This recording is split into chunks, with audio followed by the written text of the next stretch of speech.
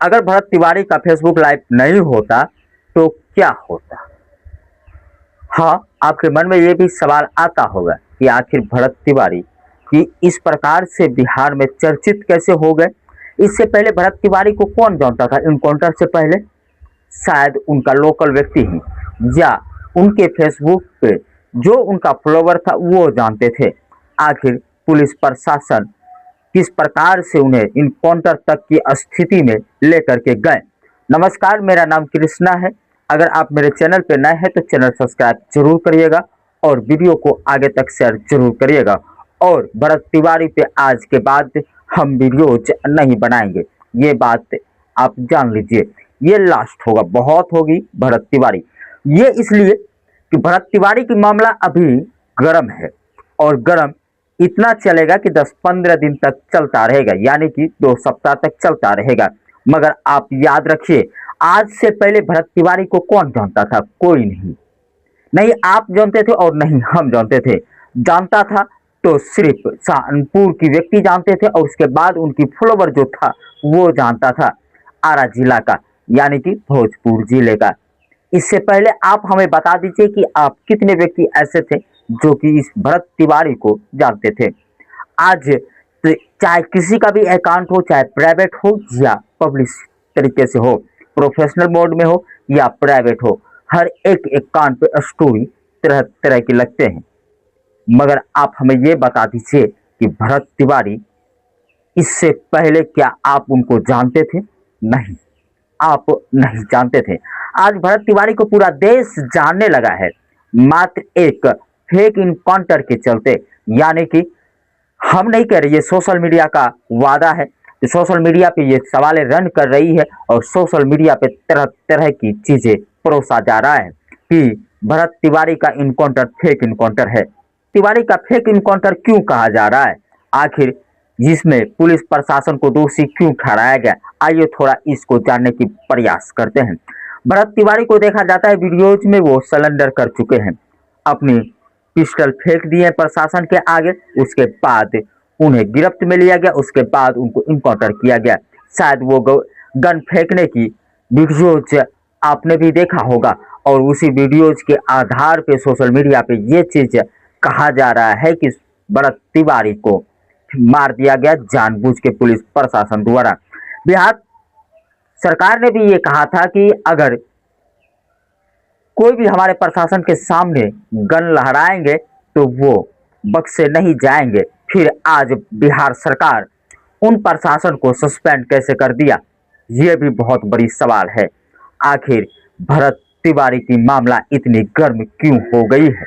तो सबसे बड़ी बात यह है कि भरत तिवारी के मामला से गर्म होने का सबसे बड़ा मुद्दा और सबसे बड़ा रीजन ये है कि भरत तिवारी एक क्रिएटर थे और वो कोई भी कार्य करते थे फेसबुक लाइव में कर करके दिखाते थे। और आज उसी का गिनमत है, फेसबुक लाइव का ही गिनमत है कि आज भरत तिवारी को पूरा देश जानने लगा। सरकार इस पे मौन है। सरकार अपने में भीड़ चुकी है, बीजेपी नेता अपने में भीड़ चुका है। बड़े बड़े सेलिब्रिटी आज भरत तिवारी के घर पे जा रहे हैं। आप हमें ये बताइए कि आज से पहले भरत तिवारी के इनकाउंटर से पहले जिस टाइम भरत तिवारी को पहली बार गिरफ्तार किया गया था, आप उनको जानते थे? क्या आप उनके सपोर्ट में खड़े हुए थे? तो नहीं। आप बोलेंगे नहीं सर, क्योंकि आप उनको जानते ही नहीं थे। भरत तिवारी की इनकाउंटर हुई उसके बाद आप जान गए हैं। हमारे देश में ये कोई पहला इनकाउंटर नहीं है, यानी कि निर्दोष की इनकाउंटर हो गई या निर्दोष की मौत हो चुका, ये पहला केस नहीं है।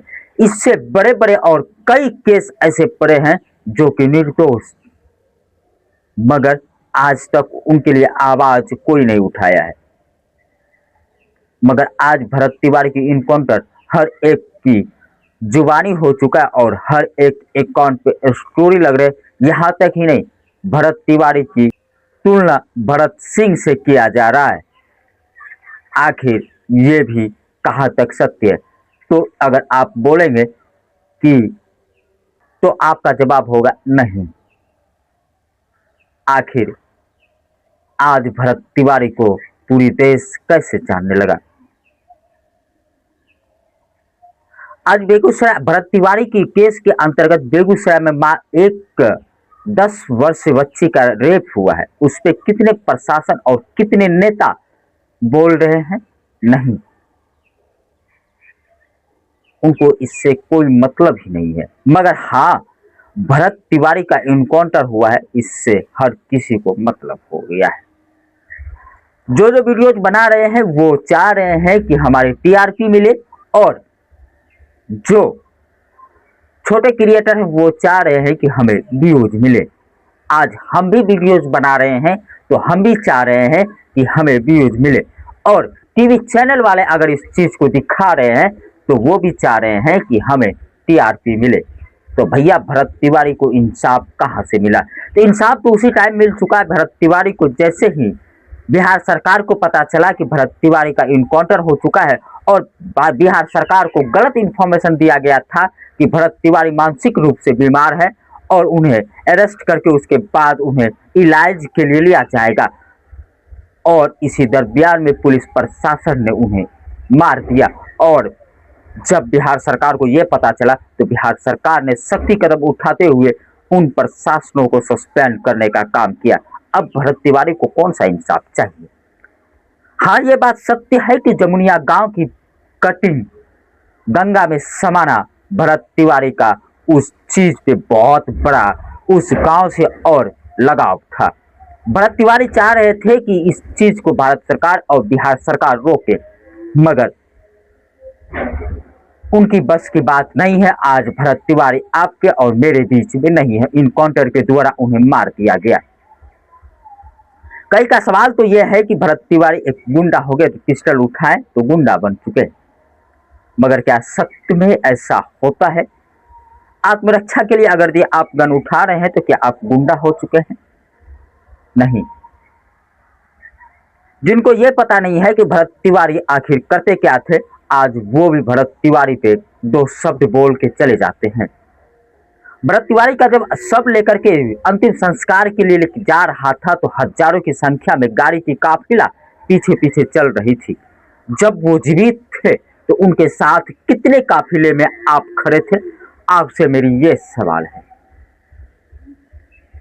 आज बड़े बड़े क्रिएटर, बड़े बड़े सेलिब्रिटी भरत तिवारी के दरवाजे खटखटा रहे हैं और उनकी मां के पास बैठ के थोड़ी सी दर्द बांटने की भरसक कोशिश करते हैं। क्या आपको पहले इनकी वीडियोज के बारे में पता नहीं चल रहा था कि भरत तिवारी नाम का एक ऐसा नवयुवक लड़का है आरा जिला का, जो कि सरकार से मांग कर रही है? नहीं। तो आप कहेंगे नहीं,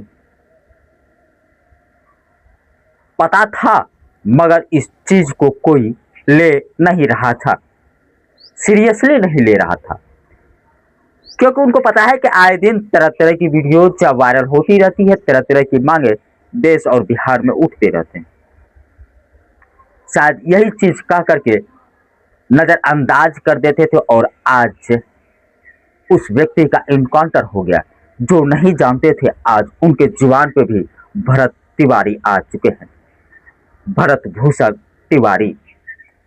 हाँ, सल्यूट है ऐसे नवयुवक को, और चरण वंदन है जो कि अपने मांग के लिए अपनी जान तक गवा दिए और आज पूरी देश में अपना नाम कमा लिए।